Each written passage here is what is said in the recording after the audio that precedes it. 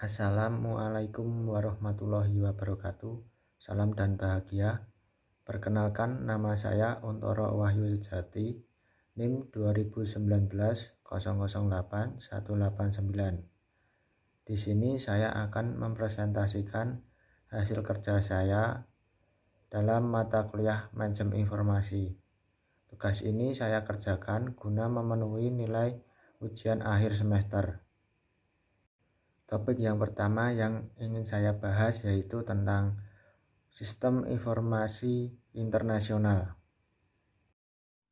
Pengertian dari Sistem Informasi Internasional atau Sistem Informasi Dunia merupakan sebuah sistem yang berbasis komputer yang memungkinkan perusahaan multinasional untuk menyelaraskan kegiatan perusahaan, induk dan cabangnya, di mana cabang tersebut secara geografis tersebar di berbagai penjuru dunia dan setiap kantor cabang terkait memiliki tujuan, kebijakan, dan tata cara tersendiri yang unik. Level dan strategi penerapan sistem informasi global. Yang pertama, strategi multinasional.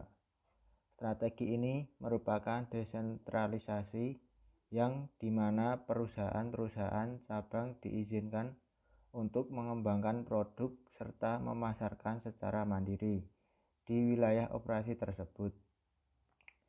Strategi ini merupakan strategi tertua yang terkenal serta telah diterapkan perusahaan-perusahaan di Eropa sebelum Perang Dunia II yang disebut strategi lepas tangan. Yang kedua, strategi dunia global. Strategi ini adalah bisa dibilang kebalikan dari strategi multinasional, yang dimana menerapkan sentralisasi. Strategi ini membatasi kendali dari perusahaan cabang oleh perusahaan induknya, sehingga produk-produknya dibuat di perusahaan induk, yang kemudian dikirimkan kepada perusahaan-perusahaan cabang. Aliran produk dan informasi bergerak satu arah dari perusahaan induk ke perusahaan cabang. Yang ketiga, strategi internasional. Strategi ini merupakan perpaduan dari strategi antara strategi multinasional yang menerapkan kendali desentralisasi serta strategi dunia global yang menerapkan kendali sentralisasi. Topik yang kedua yaitu penjelasan tentang tantangan dalam mengembangkan sistem internasional. Adapun tantangan dan kendala dalam mengembangkan sistem internasional sebagai berikut. Yang pertama yaitu kendala budaya. Perusahaan multinasional dalam menawarkan produk atau jasanya biasa terjadi adanya kebenturan budaya di dalam daerah operasionalnya, dan ini merupakan masalah yang besar yang bisa menjadi penghambat bagi para pengusaha dalam memasarkan produknya. Kendala ini merupakan hubungan antara perusahaan dengan konsumen. Kendala yang kedua yaitu kendala politik.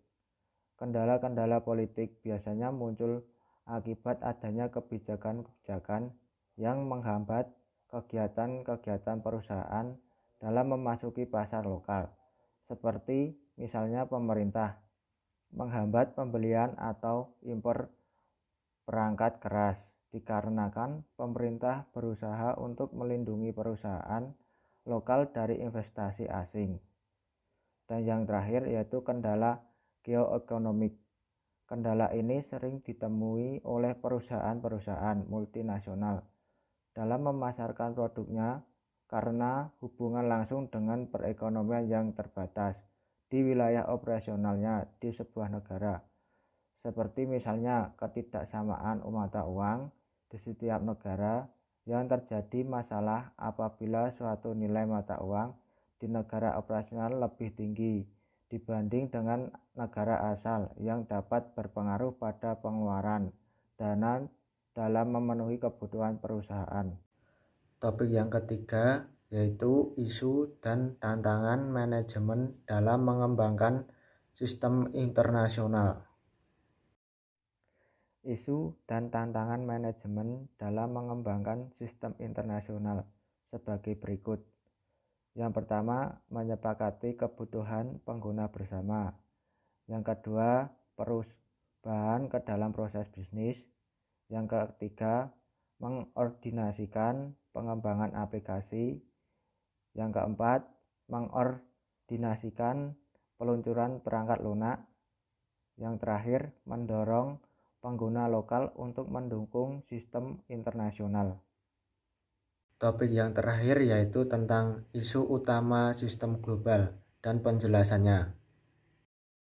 Isu utama sistem global, pertumbuhan sistem informasi, yaitu dengan cara mengembangkan arsitektur sistem informasi internasional.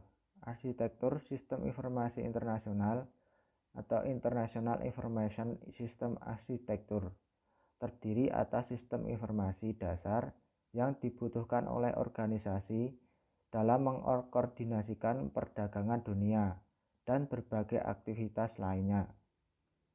Yang kedua, isu mengelola sistem informasi internasional, dan ada 3 pokok yang dihadapi oleh perusahaan-perusahaan dalam meraih posisi global: memilih strategi, mengatur bisnis, dan mengelola wilayah manajemen sistem. Yaitu yang pertama, strategi global dan organisasi bisnis. Yang kedua, faktor pendorong aplikasi bisnis global. Yang ketiga, sistem global untuk menyesuaikan strategi. Isu yang terakhir yaitu isu dan peluang teknologi untuk rantai nilai global. Ketika perusahaan menentukan suatu model bisnis global dan strategi sistem, mereka harus memilih perangkat keras, perangkat lunak, dan standar jaringan, sering dengan aplikasi sistem yang utama untuk mendukung proses bisnis global. Tantangan yang utama adalah menentukan cara untuk menstandarkan platform komputasi global ketika terdapat banyak sekali variasi dari unit operasi yang satu ke unit operasi lain dan dari satu ke negara yang lain.